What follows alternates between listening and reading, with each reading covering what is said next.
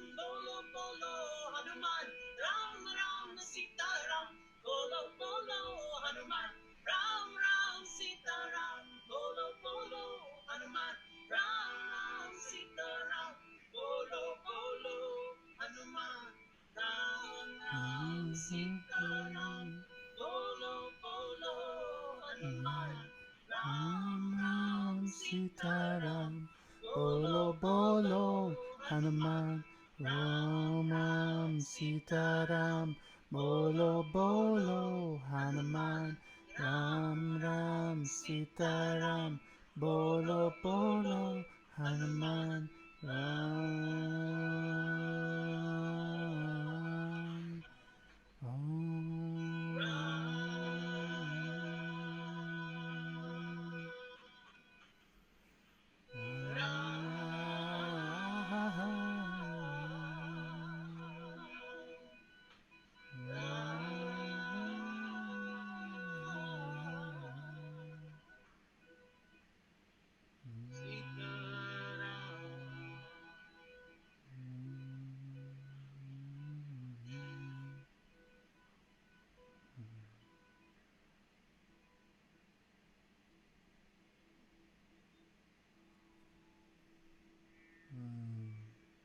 You know, it's one of my favourite bits, and I wanted it to be longer, but we're kind of going live. But it's the silence after.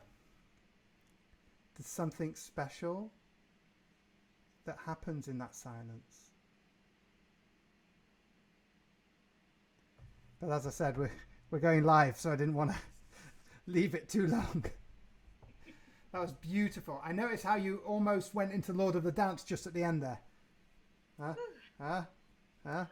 Yeah, I hear. You know, it's when you're that I'll never forget the first time for me when in the middle of the chanting, when suddenly, you know, I fell into the samadhi where I'm present and I'm like, who's chanting? Who's chanting? You know, it's such an amazing place of comfort when we realize that this little individual self is just a very small part of something so beautiful and so benevolent and so compassionate. And in that space of chanting, you just get to relax into it. So, I love it. What happens inside the witnessing that is the? I mean, the thing with the mantras is that you're not having to remember like a complex set of physical meanings to words, like I went down to the park and there were. It's like you're not telling the story. You're What are you doing if you're not telling the story? You're feeling the story. Yeah. Say again. The meaning. The meaning. I mean, Sanskrit. Itself it means perfection, as opposed to the ego's version of perfectionism. And so it's drawing us to that beautiful, perfect, eternal essence that we are. It's, most languages in the world, modern languages, they're labeling languages.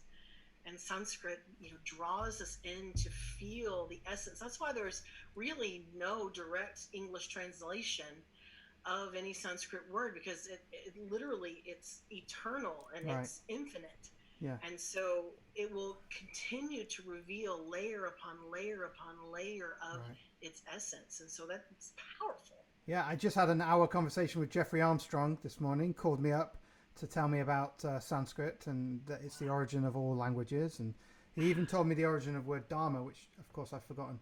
I mean, it's Sanskrit, but what the meanings were. It was basically about truth, dedication to truth.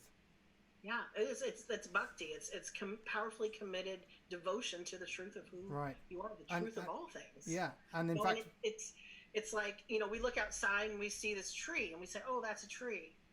We're like observing and we're putting a label on it. But when we sit here and we say the word vriksha,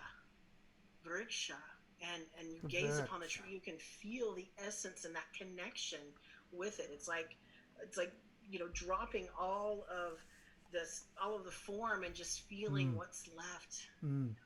Interesting. I mean, as the original language, as most, except maybe the Asian languages, but the original language for all the European, most of the European languages. Yeah, it's definitely a mother language. Yeah. It's almost not the oldest language, but yet it is. Yeah.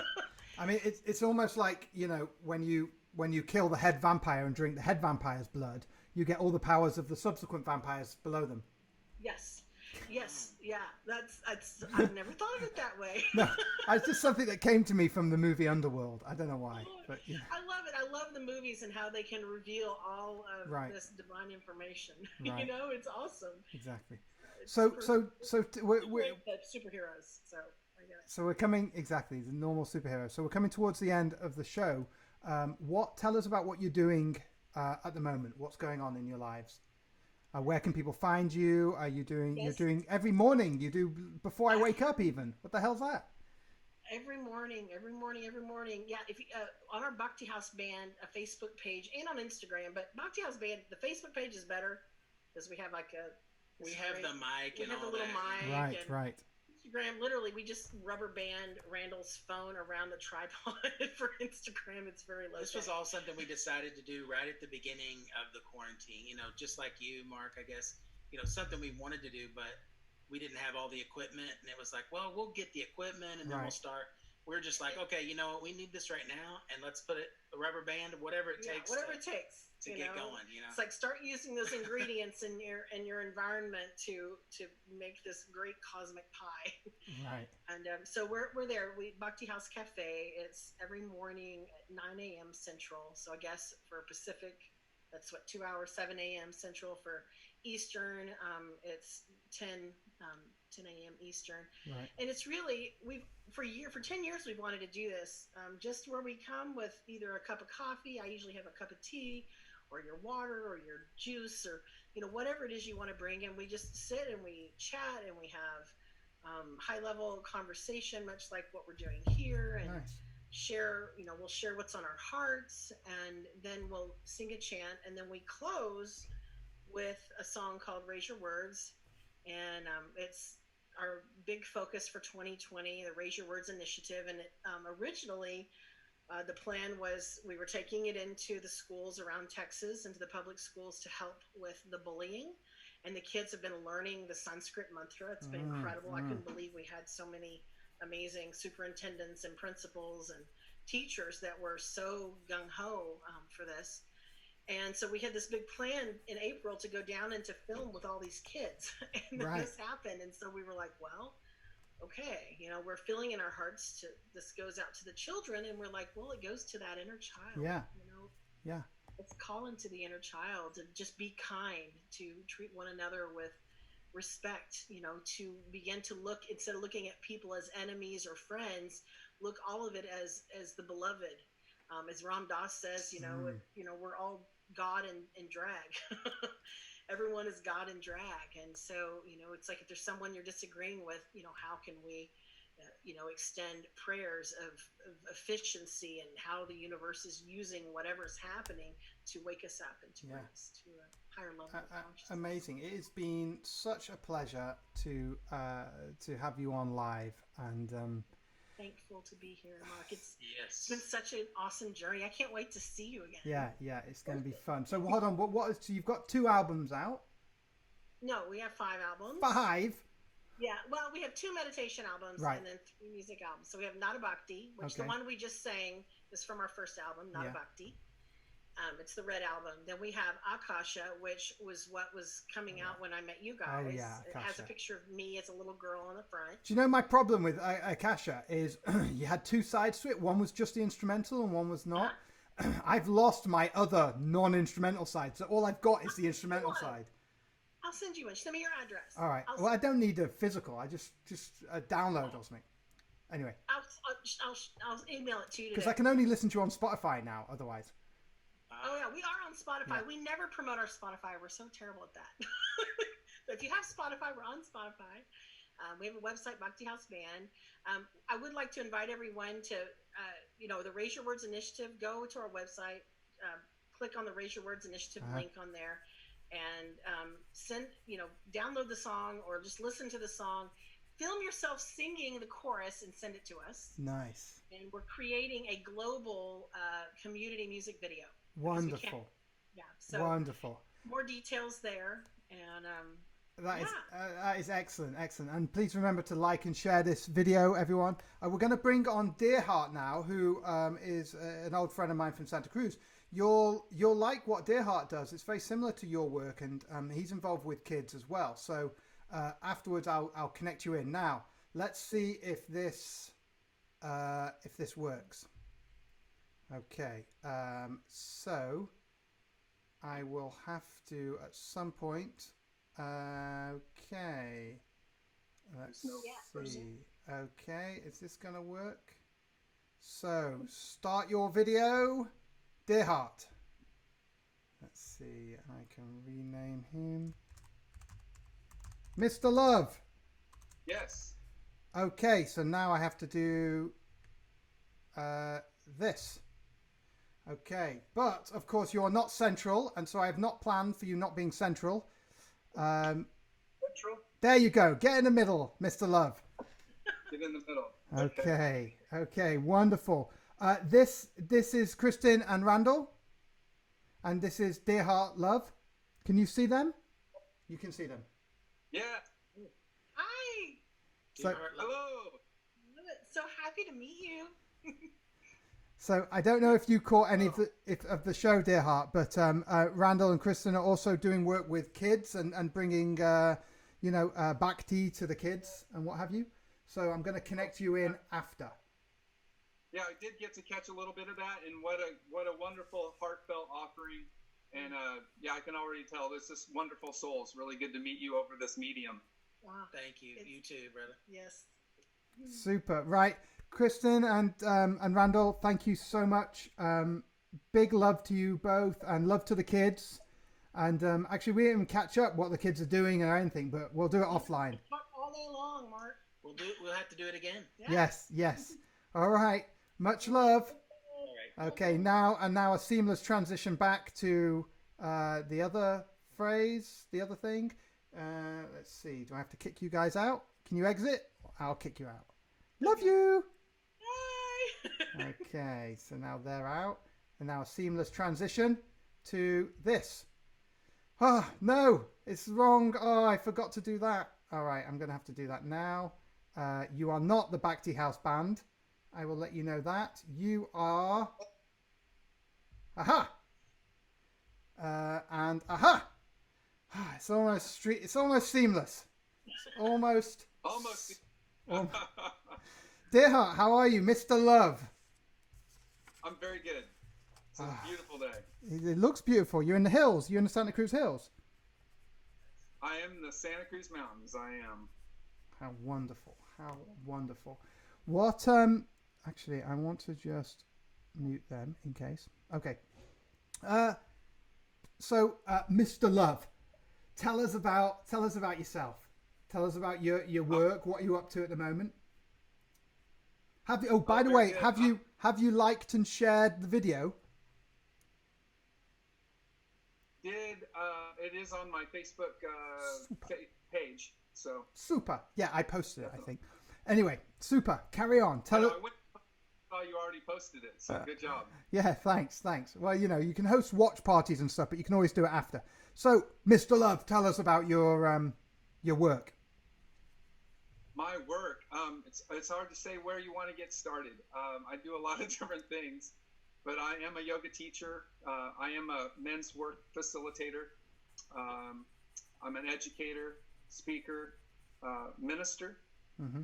So I work in the public schools here. I also have my own coaching business, and it's a little different than life coaching. It's a fulfillment coaching, really helping make sure that people are living a fulfilled life and a happy life, and really being centered and at peace with themselves and with the world that we live in. It's been quite interesting, of course, during this particular times. What have you found that's the most that most clients are coming to you with at this time? I think the uncertainty. There's just a lot of uncertainty right now, and it's created a lot. In some clients, it's created a lot of anxiety, and I think that's been our number one. I'd say that's the number one thing people are working with is anxiety, uncertainty, and anxiety. And obviously you're a musician as well. You do Bhakti music, just like the Bhakti House Band. You do kirtan. Similar. I was actually thinking that we could even get started by just doing a little Bhakti prayer. Nice. Absolutely. Yeah. Go for it, and I will see if I can do. Yeah, I can maybe. Absolutely. Fantastic. So I was thinking to invite the beautiful Terry Lee in, just to help out for a second. And, always. A couple of minutes. Always a pleasure. Yeah. I will. So I'm going to scoot over here a little bit and make some room. All right. I'm gonna do a seamless transition again. And put you, Terry Lee. Hello. Hello. Such a pleasure. I think Terry Lee is one of the few people who's made me cry playing music. Oh my gosh. That's so sweet.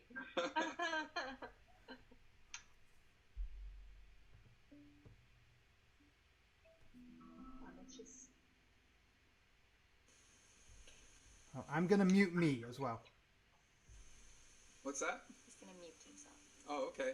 Very good. So this is just the Gayatri Mantra. We thought it'd be just a really nice thing for everyone to dive into today. Just a little meditation.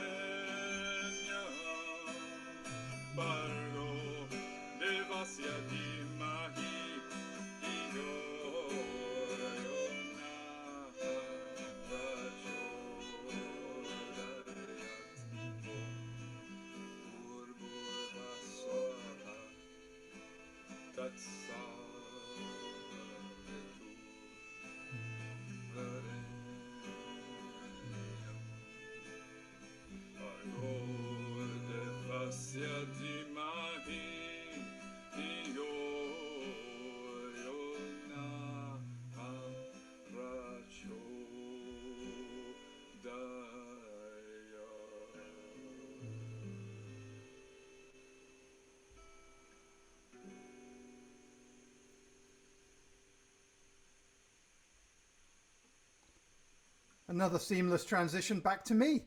I am impressed with myself. That was beautiful. That was beautiful. Thanks so much for Terry Lee for sitting in on that one. Thank you. Such a pleasure, Terry Lee. She's amazing, not only at the violin, but also teaching for the children as well. So. Terry, snug in closer if you're staying, Terry Lee. Just so we can see you anyway, even if you're not staying, just snug in so we can see you, because I've clipped it. So your outsides of your cameras are not in. Like, you can see all this, right? The audience can't. Oh. So I've clipped mine to about here, yours to about here. Gotcha. So, okay. So now you're both in. Anyway, Terry Lee, thank you so much. All right.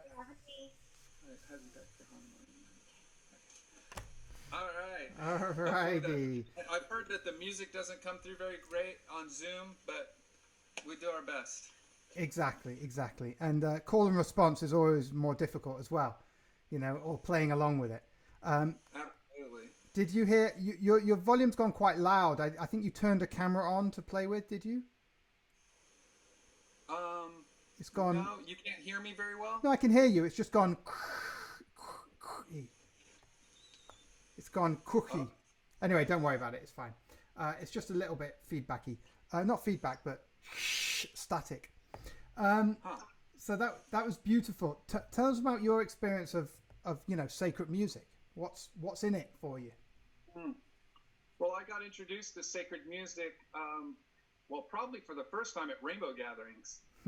With people sitting around the campfire and singing these old chants that have been around for a really long time that people have made up. And what was really the thing that got me was one night I was at this one fire circle, and I didn't know any of the songs that they were singing. Right. And this song erupted, and it was absolutely gorgeous. And I just stood there in the back, just taking it in. And then in like just a few minutes, like very few minutes, it's like I knew that song for my entire life. And I just started wailing at the top of my lungs. And I was part of this thing, this happening, and these people. And I didn't even know most of these people. You know, there was a couple of people I had met on the trail, but like all of a sudden we were all together. Yeah. And it was one of those instrumental moments of my life where I really felt the oneness that people talk about when they talk about that we are all one and all creation is somehow we're all connected. And I actually really, it was just tangible. It was just, I felt a part of all of these people. We were all in the same rhythm, in the same space. We were on key. It was just this beautiful thing. And I was thinking, holy cow, at one point I just kind of stopped and went, I don't, how am I singing this? I don't even know the words to the song. And this went on for some time, and it was just one of those beautiful instrumental moments in my life. And I realized at that point that I just had to have music in my life. You know, I mean, I laugh really deeply because my first experience of sacred music was also a rainbow gathering, a rainbow festival in Devon. It was my first sort of experience of these weird hippie people. But I also had that same round a campfire. I didn't know anyone there. You know, I'd just gone through a whole lot of trauma, and I found myself there, and I was just... And then there was this devotional music, and it wasn't necessarily mantras, but it was, you know, easy to follow, like... And I felt part of it. I felt I belonged to the community, even though we were strangers. And yeah, I think that's the power of this sort of music. Do you think that other music has that same? Absolutely. I study a lot of different types of music, and you know, of course, I grew up in a church where we sang Christian songs, and you know, those always touched me. And so I think that, and gospel, I love gospel. Right. Gospel music is just phenomenal. And I've been able to get down with a gospel choir and just belt it out, you know, and it's just fabulous. My roots, you know, in Kentucky, I came from Kentucky, so, you know, bluegrass is pretty awesome. I think any music that you really just allows you to give yourself to it, really produce that type of attitude or that type of experience. Right. And I think that's why people love music so much, because it takes us out of our thinking mind. And it really just puts us more in touch with a much more creative, etheric space and a connected space. You know, it helps us to connect. It connects us with our feelings. It connects us with our bodies. It connects us with something higher. Right. You know? I mean, you know, what I've often thought about this in terms of the type of music people listen to at different points in their life. And, you know, like some people, usually teenagers, listen to this sort of like very angry, rocky, like... music, and I wonder, first off, if there's any type of music that could be unhelpful to the being. Right. Well, you know, there was a time where I kind of had that attitude where I thought, oh my gosh, if these people keep listening to this type of music, they're going to just be angry people. Right. You know, but really, I'm at a place in my spiritual practice where it's about embracing. And it's like, how do I embrace? How do I accept everything in my entire world? You know, and knowing that everything that's here is part of our creation, and we've created it. You know, there's the natural world, of course, but then there's all of what we've made of it and what we make of our lives. Right. And it wouldn't be created if it weren't for some way useful to human beings. We wouldn't have brought it into manifestation. So I've actually thought about that, because at the time when my son was going through that angry, angsty space, you know, and he's listening to music that I just couldn't handle, you know, because I'm sitting there, I'm playing like Krishna Das and stuff like that, you know, and he's playing death metal or something, and I was just like, wow, okay. But what I did was I took on embracing, and I really tried to do that in every area in my life where I've come up against something that's difficult for me or challenging, and I say, okay, how can I embrace this? What can I learn from this? What's the value in this? And what I came up with is that, when a person has a lot of angst, when a person has a lot of anger and deep-rooted emotion about things in life, and they haven't worked it all out yet, that music really helps them. And I think that it's a release, it's a connection and a release. And I think that music is good in that way. And I would rather have them out on the dance floor shaking it out and getting mad and stomping and doing whatever they need to do with that kind of music than going out and hurting somebody. Right, absolutely. Or having that anger come out inappropriately and wrecking a relationship or a family or, that kind of stuff. So Yeah, I mean, I think you put it beautifully there. It's like it's got a role and it needs to be expressed. The feelings need to be expressed. And if you're being called to a certain type of music, then that's your feelings trying to be heard, trying to be expressed. I suppose it's like everything in moderation. If you get stuck on something, stuck in a kind of a rut of, because, I mean, there are people who are angry and they might think that going around shouting at people is processing their anger because they're expressing it. How do you find this sort of work translates to kids? How do they understand this sort of integration talk? Well, I think that it's not necessarily something that's talked about scientifically with kids. Kids are so special, so simple, so we always have to try to find a nice, simple way to interface with the kids. Right now, I've been doing at-risk youth counseling and mentoring and working in the public schools, going into the middle schools especially, and working with these boys. We also do an at-risk youth adventure out program. So we're taking them out in nature, doing wilderness skills, rocks, ropes, kayaks, canoes, things to get them interested and get out of their element. And then also later on, we can bring those kids up into the Teen Rites of Passage program. But as far as how do you work with where they're at? How do you deal with the anger? How do you deal with all those things? It's really creating the space for them to let it out. Like when I first thought about mentoring, I thought about it because I said, wow, I'm a man who's had a lot of experience in the world. I've done so many different things. I've studied multiple religions and spiritual practices, traditions, self-help systems, traveled 17 countries, 43 U.S. states.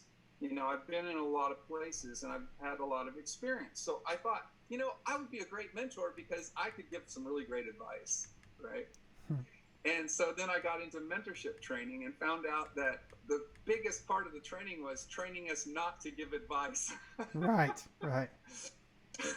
So I was like, what? We're not going to give them advice? I was like, wait a minute. Well, then what are we there for? So as it turns out, what we're there for is we're there to listen. Because most of these kids don't have anybody to talk to about anything real. Right. They're afraid to talk to each other. They're afraid to talk to their parents.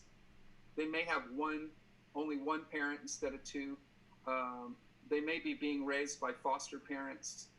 But the things that they're facing today, the problems and the issues and the things that are oftentimes even borderline suicidal or that direction, because, by the way, we do have the highest teen suicide rate in the history of our country right now. So for real problems that can manifest into very serious issues and actions on the parts of the children. So just having someone to talk to, someone to unload what it is that they're working with and dealing with and holding on to is absolutely crucial and probably the most important thing I can do as a mentor. Do you how do you feel the school system helps with or hinders that? I mean, it's when I was in school, and I think the same as today, it was very patriarchal. I went to a private school as well, so it was all very in England, and so it was all very like teacher says, students shut up and listen, and it was just that patriarchal thing. I mean, outside the obvious Montessori and the Steiner style, do you see the school systems are evolving? Are they changing? I would like to hope that people are evolving. Nice. You know, so even if the system itself isn't evolving, I'll probably raise for debate whether or not the system itself is evolving or devolving. As far as like with each administration, each new system that keeps being brought to us as the new system for the kids, I see it really taking away more and more art, takes more and more music out of the programs, less and less intuitive things, more math, and more all cognitive skill stuff, and then bringing computers further and further down. You know, they started out in fourth, third, second, first. Now they're wanting to bring computers into kindergarten, you know, these kinds of things. Whereas I fully do adhere to like Steiner philosophy. And I do believe that there needs to be this time at our younger years where we really allow our children to explore the inner space and the creative space, and to be able to play and to create things from imagination. Because all the things that we have in the world today were all created by someone's imagination. Right. And so when I was growing up, all the things that we played, all the games that we made up, was all from our imagination. And now those people have become the great minds that have created the computers of today, that work at Apple and all these different places, right? And that create all of these systems.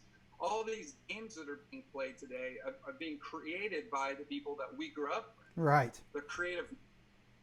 But what I see on the playground now, when I was doing my early childhood education observations, and I went around to different schools to observe the grade schools and the kindergartens, including I went all the way to Stuttgart, Germany, to do an observation at the Waldorf school there.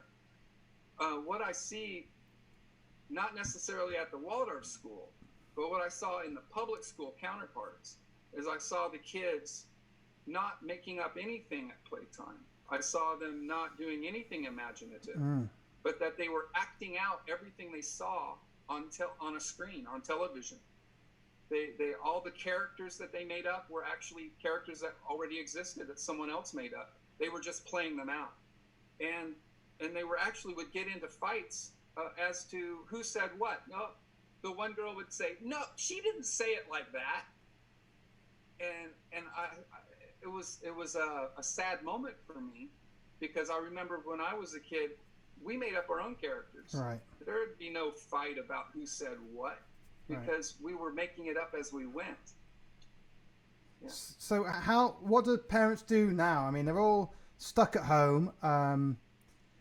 And by the way, this conversation is so similar to the one I had with Kristen and Randall. And Kristen's also an early childhood educator. So you and the Bhakti house are going to have some fun together. But what can parents do? You know, now they're stuck at home. You know, they've got the kids. What are some things that they can really do? Obviously, they can go out into nature, and if they can get out somewhere local, you can't really drive anywhere. So what can they do with their kids to both inspire them and not drive the parents insane? Right. You know, that's a really good question, and that's something that's being asked all over the place. Right. What can parents do? Of course, you know, luckily here in Santa Cruz, they've opened the parks back up again, so getting back out into nature is absolutely a crucial thing. Right. Plus, I see too many kids like this, you know. I really like to see the kids get back out connecting with nature. We have some of the most beautiful nature, you know, in the United States right here. So that's a super important thing. One of the things that we're doing with Boys to Men, which is the program that helps us interface with the schools, is that we're setting up now Zoom for the youth. So these kids that we've been working with at the middle school level, we're actually going to have Zoom programs for them where they can come in. So it's like part of their school day, because all their classes are now on Zoom, and so we've got an actual slot right on in there. Great. So we're just waiting for approval for that to come through. It should come through in the next week or so, and then we're going to have Zoom classes for them. But I'd say just plugging in with anything creative. Get your kids into arts and crafts. Those are things. Get them working with their hands. Do your very best to just get them off of the computers and the handheld games, and just really get them working with their hands. And there's a lot of resources, incredible amount. If you really want to look, we have an incredible internet resource library, and there's a lot of things that you can either do with things that you already have here at home, or there's also there's books and things that you can purchase that will help support you into doing crafts with your kids, and very simple things that you could easily get. Yeah, takes a bit of time in the setup, but it's very rewarding on the out. Absolutely. Yeah. All right, great. So, you do this devotional music, you do the mentoring for kids, and you mentor also adults. Yes. What do you find the difference? The main difference? I mean, I heard you saying that the kids want a space to be heard, but isn't that just what adults want anyway? Yeah, on some level, we all want to be heard, don't we? Doesn't everybody? I definitely could do a joke at this point. What was that? But I'm not going to do it. I'm not. Or did I just do it by reference? No. Everybody wants to be heard. And what I've found is that when working with people, 90% of it is really listening.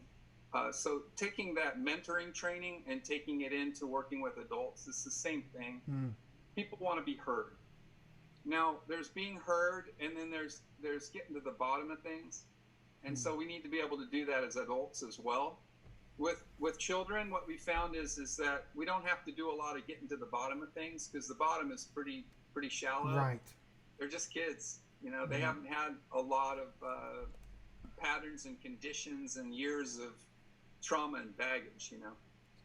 With adults, it's a little bit different. We don't do therapy, and I'm not licensed as a therapist. Right. But as a coach, what we do is we give people an opportunity to speak, be heard. We also teach listening skills, because if you don't have anybody listening, it's hard to be heard. Right. So, really attentive listening is something that a lot of people don't do. You would think that it would come naturally, but I think over the years of just being untrained or trained to be the one who speaks, or the one who always knows, or thinking about what it is you're going to say in a rebuttal, or rather than really being with what that person has to say, and taking that in, not having any thoughts while they're actually speaking, not judging it, not quantifying it, not thinking about what you're going to say. Right. But if you're actually just listening fully, trust that when they're done, you can pause for as long as you want to really get what they said, and then know what it is you need to say back. Right. And it'll come to you. Yeah. And so a lot of people have never had training like that. No. It's instrumental in conversations. It's absolutely fabulous. It's definitely communication 101. And wouldn't that be wonderful if we actually taught that in our schools? Absolutely. I mean, there has to be a certain amount of trust in the listening, trust that you're going to hear and retain and be able to come up with a response. The thing that's come up in some of these conversations before is this notion of speed of response. It's like society has kind of trained us to think that how the speed at which you respond is really an indication of how smart you are, and how clever you are, and how correct you are. That I mean, I'm interested in what are the aspects that support your need to be fast, with the aspects that encourage you to take a pause. What are the things there that influence that? Well, it's interesting because, and I agree with you actually. My assessment, if I was to figure, to look at it, I would say yes. Our society is pushing for fast, quick. When you look at these shows on television these days, it's all about being the quick, fast, witty one who has the comeback that just slices your head off. In fact, that's what my brother thinks I should do with this. He's like, you shouldn't have these long conversations. You should just have, what have you got to say? No, that's rubbish. Cut. Next person. And it's like, because he's in the film industry. So he's in the entertainment industry. And he's thinking exactly like that. Faster, quicker. Well, yeah. Well, it supports an ADD culture.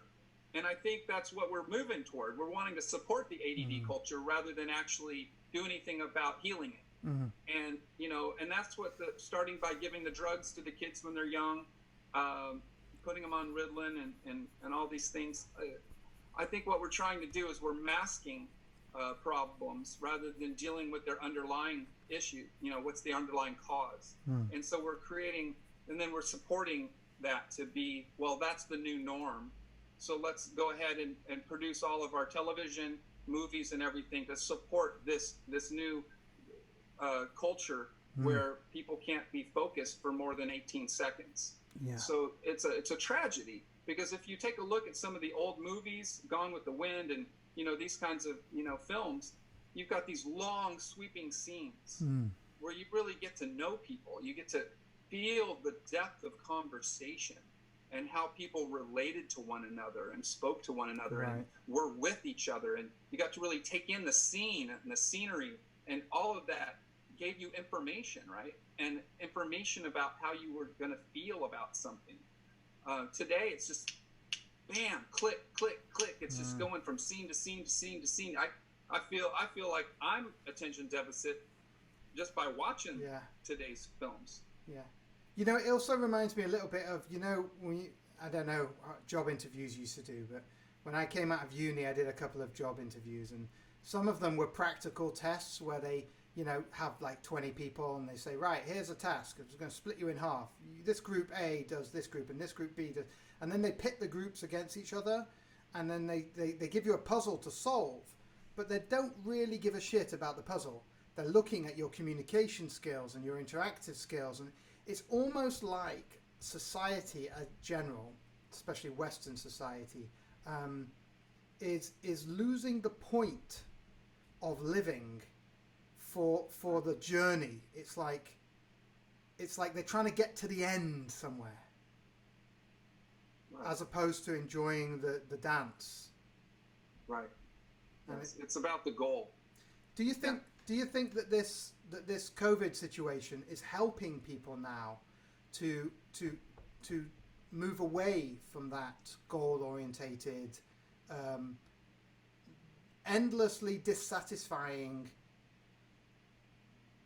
approach? I would hope so.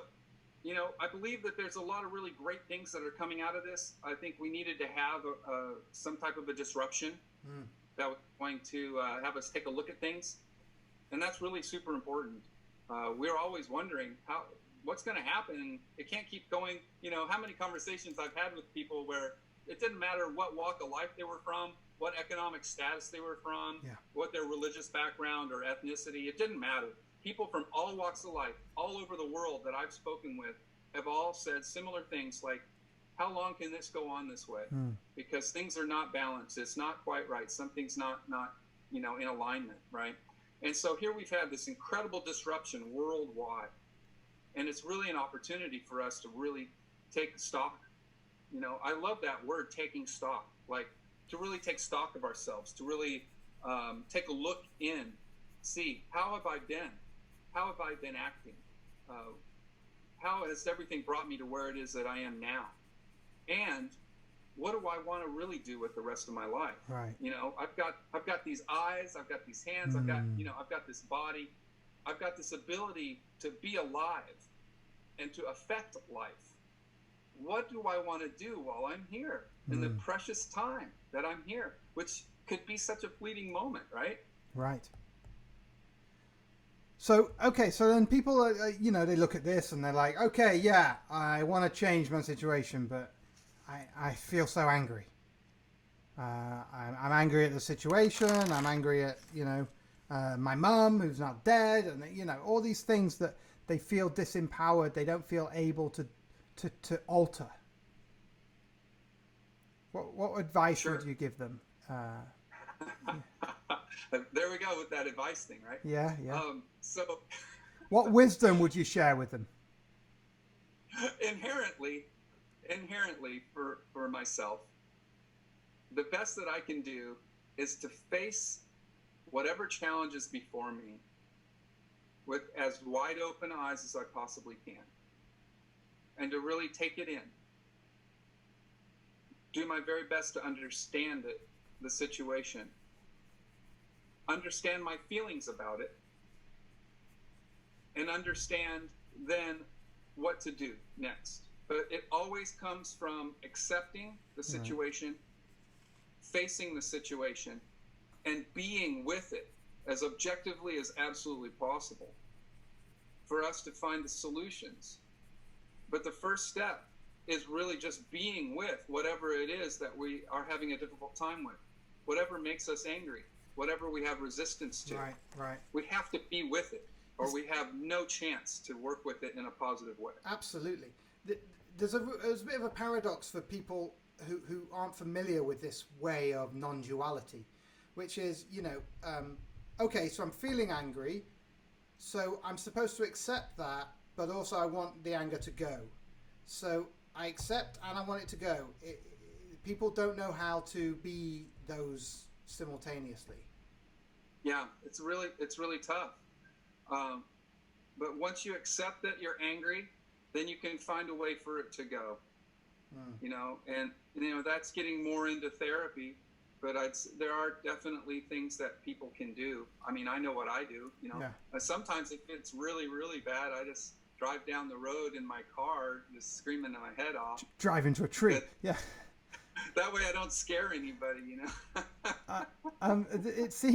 It seems like there's this element of the bark's worse than the bite. You're more afraid of the fear than the thing itself.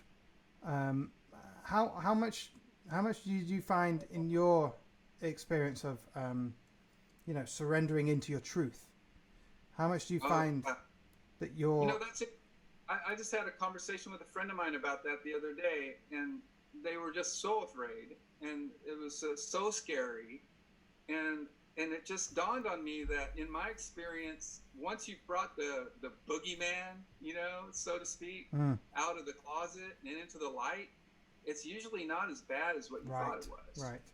And so it was the case with my friend as well. Like I said, it's probably not as bad as you. I was like, why don't you just lay it on, and we took a look at it, and with a fresh pair of eyes, coming from a different place, not being triggered, not being rooted in that person's trauma, I was able to make a joke about it and make light of their boogeyman, to where they saw their boogeyman in a different light and realized that their boogeyman wasn't so bad after all. Now I'm not wanting to belittle anyone's trauma. I mean, people have really deep and really terrible traumas out there. I had one when I was a child as well that I had to heal from. So I don't want to discount that at all. But at the same time, it's in the how we're facing it and how we're dealing with it. And are we wanting to be a victim and just drag that thing along with us as the worst thing that's ever happened and give us, permission to have terrible lives and treat people badly and, not be responsible for our actions and all those kinds of things? Or are we willing to really take a look at it and do something about it? I suppose, finding the first step seems to be the decision, deciding that you're courageous enough to face your truth, like claiming it. Absolutely. And then, maybe then it's like you were for your friend, finding a confidant, someone that you can act as a mirror towards.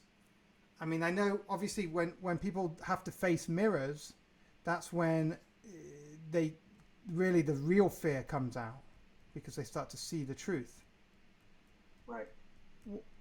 What else can people like? What else can people do to enable them to surrender further in, so that there can be a further growth? Well, that embracing process takes a lot of courage, especially for the stuff that's really scary. And of course, your way you just hit was the big nail right there, which is people are afraid to look at themselves. take responsibility for their actions and what they've done. And so that's huge for folks. Right. What can they do?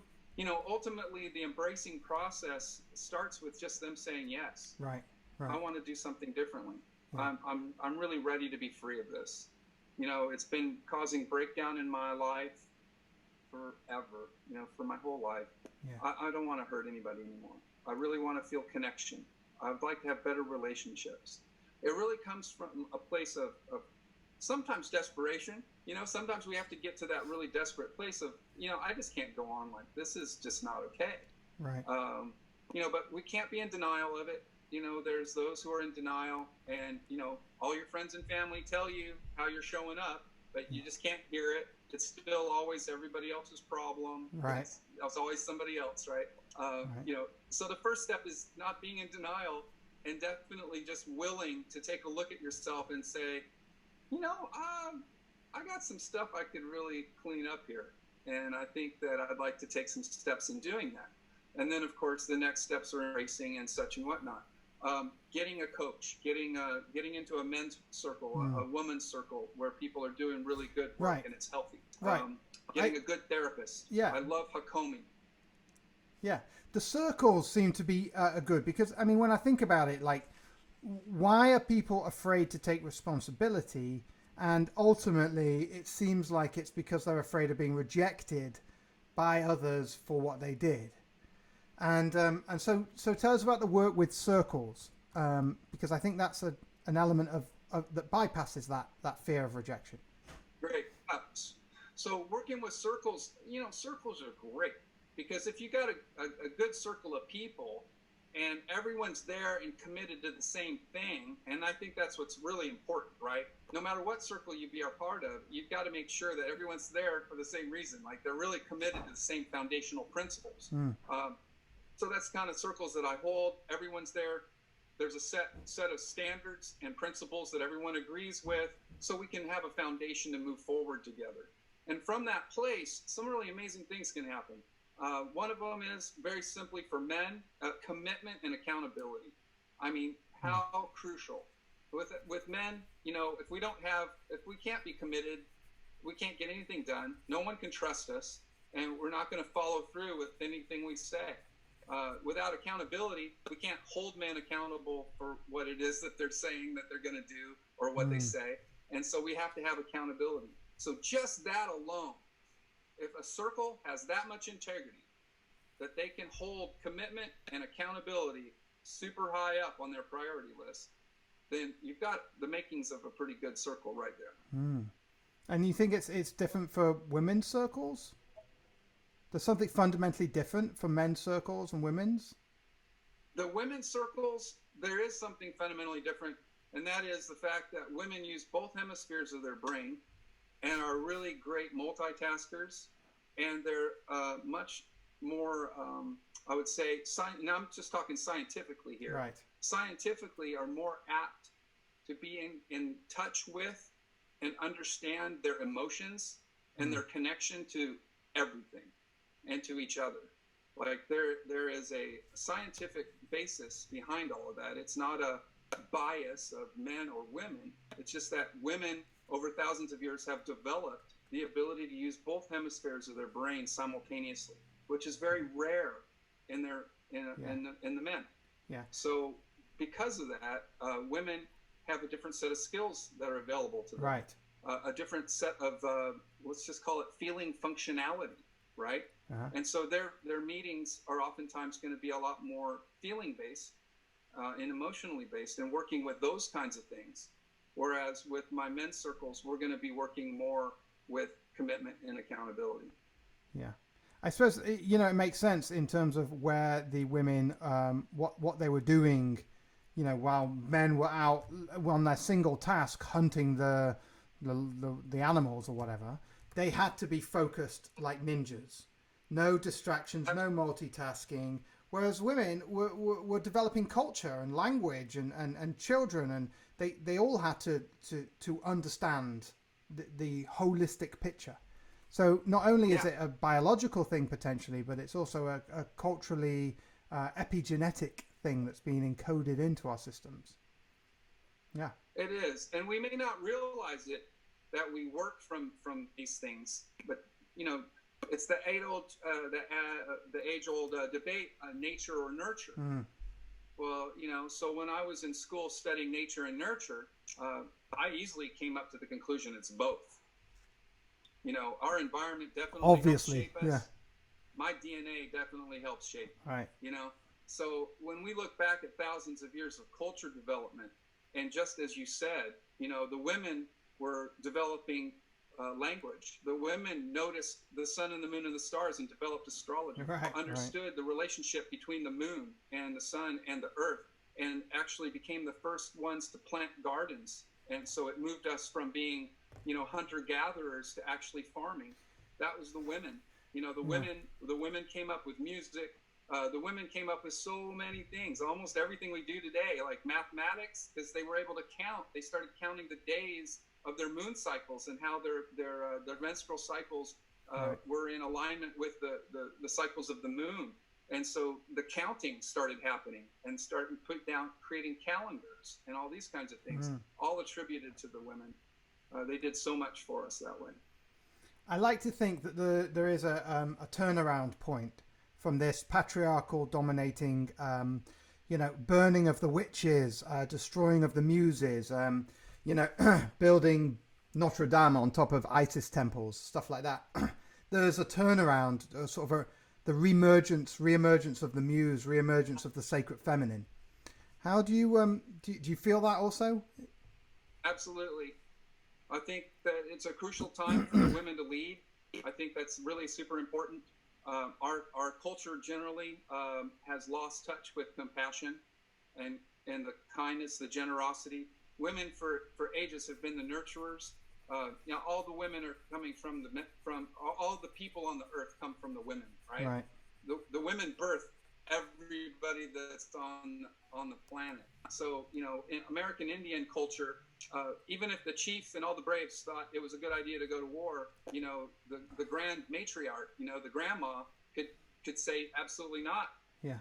Because she was connected with whether it's the best thing for all of her children, right? And so by the women stepping up and leading with that mentality of being connected with all of the children, because all the children are the women's children, everybody on the planet. There's not one of us that didn't come through a woman. Right. So that's really crucial and important. However, what we need women leaders who are actually feminine. They're connected with that feminine principle and that power, and not women leaders who are just trying to act like men. Right. Like Clinton. Yeah, I'm not going to get into the politics of it all. But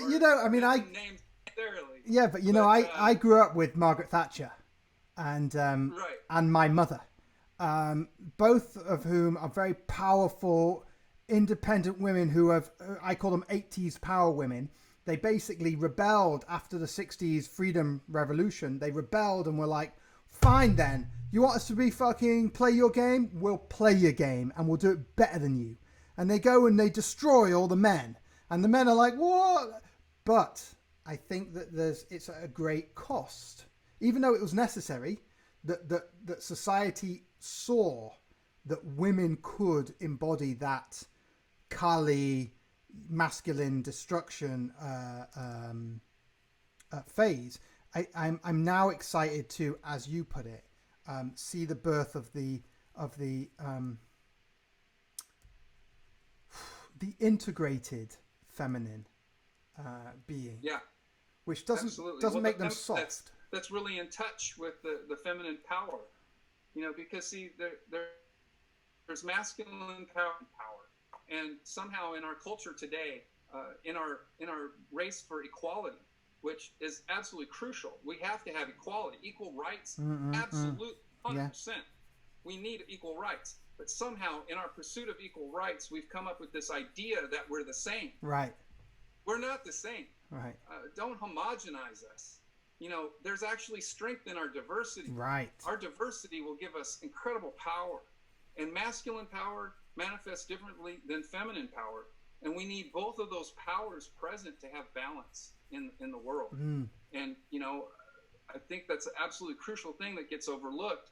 And something that's really important, and since we're on this subject, is there's this new concept out there where people are taking the word toxic and they're putting it with the word masculine or feminine, like toxic masculinity, toxic femininity. I've heard it.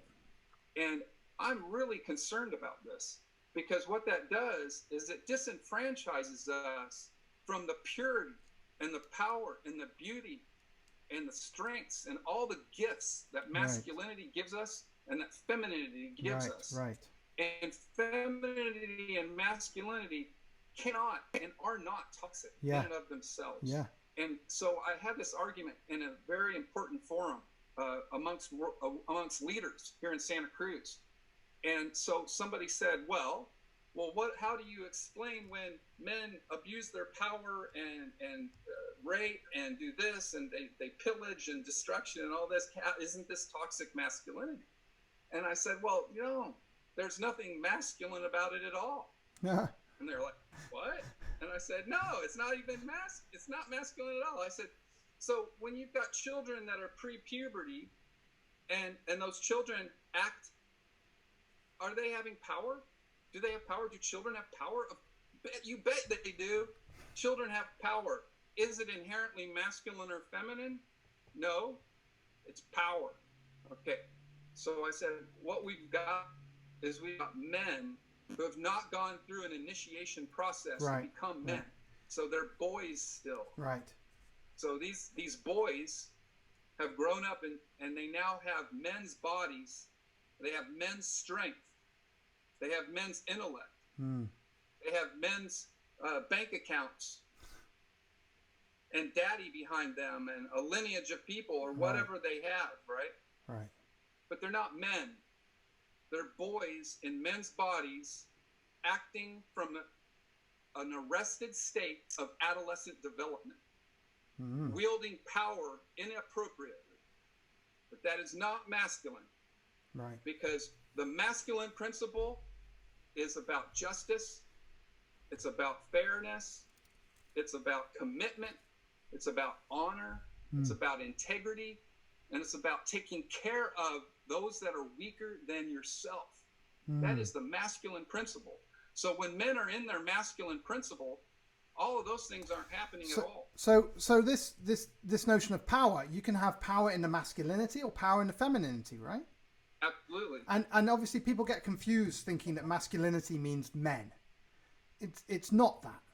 Because you can have two homosexual partners, two women or two men or two trans or whatever, and they can still be embodying the unity of opposites. It's yin yang is maybe a more neutral way to talk of it. Absolutely. You know, I had my very first men's team back in the 90s.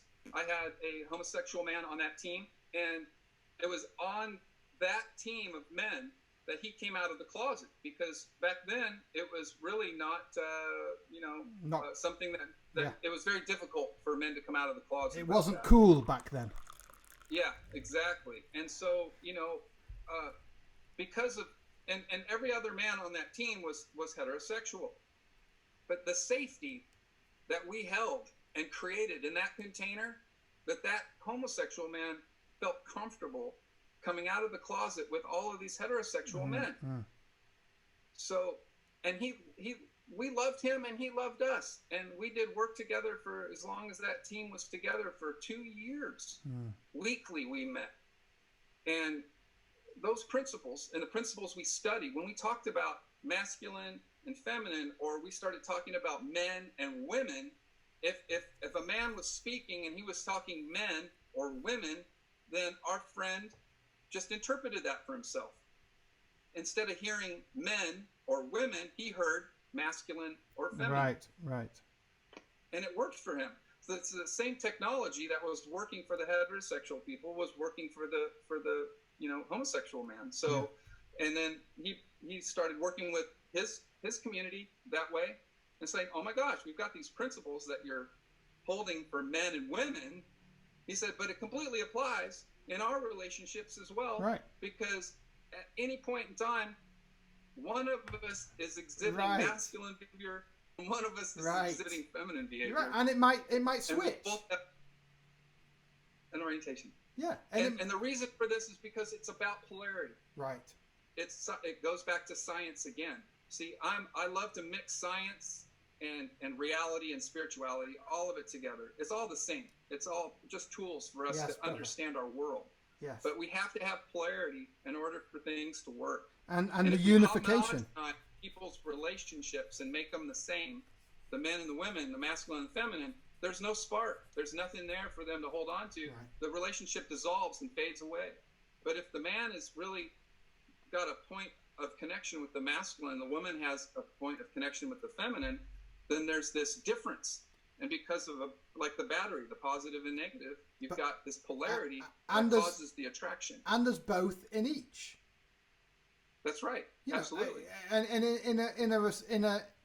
in a sense, the partners together will be, when they fit well, will be counterbalancing each other's display of masculinity and femininity, yin and yang. Whereas one partner might be, you know, of the 4 I've got to spend, I might be 3 masculine and 1 feminine, and then the other partner to match that would be the inverse. And that way, there's a better fit. Now, I'm butchering it in terms of the beauty of it, but there is something to be said for the element of meeting someone where they are, but in bringing a space to the thing that they're bringing to it. It's kind of like homeopathy. You know, in homeopathy, you put inside the thing that's not there, the space of the thing that you want to take out. So it's like you come up with I try and spirit like a jelly mold. What do you call it? Jello. A jello mold, like a spaceship jello mold. But that's not a spaceship. That's a space that the spaceship fits into. And so you pour the jelly in and it becomes the spaceship. But the mold is the whole. It's the space for it. So meeting people where they are with enough space to hold all of them. Yeah, absolutely. Creates this union, this yoga. Absolutely. You know, in a relationship, you have to meet, and that brings us back to how we speak with people, how you meet people, how you hold them. Are you having space for them to be themselves? Mm-hmm. Or you've already got judgments and preconceptions and all this baggage and stuff you're projecting upon them? Right. You know, and we do that in our relationships as well. You know, and we see the good in somebody, or we see where they could transform to, and we're thinking, oh, you know, they're going to be a really great person after just a year or two of work, and oh, this will be a perfect partner for me if only they just if only do this, they were different, or they do that, or they do this work on themselves, or they have a year therapy, or they change this or change that. But like, are we really being with exactly how the person is in that moment of the meeting, and accepting them 100%, because that's unconditional love, and that's the only time you're going to get what, you know, you're going to know what you get, because all the rest of it's a crapshoot, let me tell you. So you can't be projecting anything on them or what they may or may not do in the future, because that may never happen, right? Exactly. So it's not even fair for them or for you to hold those kind of expectations on somebody. No expectations, that's it. So we're going to just meet. It's like, you are how you are, I am how I am. Right. We either connect on that level or we don't, and that's okay. It's okay. You don't have to do anything else. Right. It's like, what's the actual natural relationship that we can have given our orientation? Yeah. And when we're talking about a man and a woman, or a partnership between 2 men or two women, it doesn't matter. Both people need to hold each other from that place. And I used to believe in this idea of the better half, or whatever, you know, that whole concept of 2 halves make a whole. Right. But as I've studied this more and more and more, and actually worked with lots of couples over time, what I've actually found is that what we need to do is be whole ourselves. Right. We each have to be whole in ourselves. So if I'm whole and you're whole, and we come together, we're 2 wholes. We're not looking to fulfill each other. It's not like I'm missing something. I need that from you. Yeah. It's like, I have what I need. and you have what you need, but Right. our unique differences create a diversity that gives us strengths that's beyond the sum of our individual parts. Absolutely. So we create this new thing called the relationship. Right. That's bigger than us. Yeah. And we feed that, and we can go somewhere where we can't go by ourselves. Absolutely. But that takes two very whole, healed individuals coming together for something greater. Oh, there's so much to talk about. We're reaching the end of the show, or we've kind of already got there, but there's so much to talk about. That's like Rono and Sierra from Eden, the Eden Project. You should check them out. They say, I got me, you got you, we got we. And Nice. and it comes to this notion of the three being the smallest number, the you, the not you, and then the me, the you, not you. Unity, Yes. the triad together. There's so much magic to be held. Oh, what did I want to say before we went? First off, thank you. What a lovely time. I could talk for hours more. I wanted to share something I noticed that I did in relationships. In that bringing expectations to the front of relationships. I find myself here, I'm going through the burn like everyone is, but I find myself here, with Z talking, and I say things like, yeah, you always, like if she lies on the couch here, whatever, and she goes, oh, I'll get up in a minute. I say, you never get up. If you go to sleep now, you'll be there all night. You never get up. Even something as simple as that. I'm trying to get her to bed, right? But the point that I come and I make the projection that never happens, it's coming with an expectation that limits the evolution of the person in front of you. I mean, how can they, and where can they go with that? With their partner, their beloved, telling them there's the limit. You're stuck in it. So anyway, I wanted to share that bit of vulnerability. Hey, I appreciate that. Do I have 30 seconds for a closing remark? Absolutely. And I also want to know, close remark. Okay, great. I just wanted to kind of wrap it back around. We talked about going into this COVID thing and how people are dealing with it and all that kind of stuff. And ultimately, I just really would love to see that as we're taking stock of ourselves, like we talked about earlier, that we're really finding the things that are most important to us, so that as we're coming out of these shelter in place, lockdown, whatever your particular vicinity, community is doing, that we're coming out and realizing what's really important. And I'm hoping that that's connection. And I think that it's going to be very important that children are playing together, that we don't have to live in a world of masks and not being able to see each other smile, right. That we're not afraid to die, that it's better to have a longer, it's better to have a shorter quality life than a long life of isolation and separatism. Yeah. So, I know personally, I just want to have a really long, a powerful, quality life of connection, and where I'm personally connected to you and myself and to this nature and all of these things. And however long that is, yes, so be it. Excellent. And die well, rather than a long life of seclusion and being separate from everything. So I'm hoping people are going to make really good decisions coming out of this, and we're creating a new world together. Great. Thank you so much for coming on, Deerheart. Where can people find you? Are you doing online stuff? I think the easiest way to find me is www.livingdevotion.org, and that's where we put up our monthly music offerings. That is a link also to my ministry and all the things that I do there and working with people. So you can always find me there. And Terry, and you can find Terry Lee there as well. Terry Lee, you can always email us there at Living Devotion and get a message to the beautiful Miss Terry Lee. Wonderful. Oh, Deerheart, thank you so much for coming on, brother. It's been great. I'm going to connect you up to the Bhakti House Band. Fantastic. Because, I mean, you've so much in common. I'll just... I really appreciate being on your show. Thank you. Absolutely, man. It's such a pleasure to have you here. I'll just close up the show. Thank you for coming. Thank you to my guests, Deerheart, Dr. Mr. Love, Kristen and Randall Brooks, the Bhakti House Band. Please do tune in, like, share this video, subscribe on YouTube. It's the first one going live onto YouTube. Handbrake and all that stuff. I don't know, other places. Anyway, every day we're doing these shows. We've got, this week, we've got some fantastic guests coming on. Tomorrow we have Tiffany and Benjamin. Tiffany is an expert in energy medicine. Benjamin is an expert in transformation.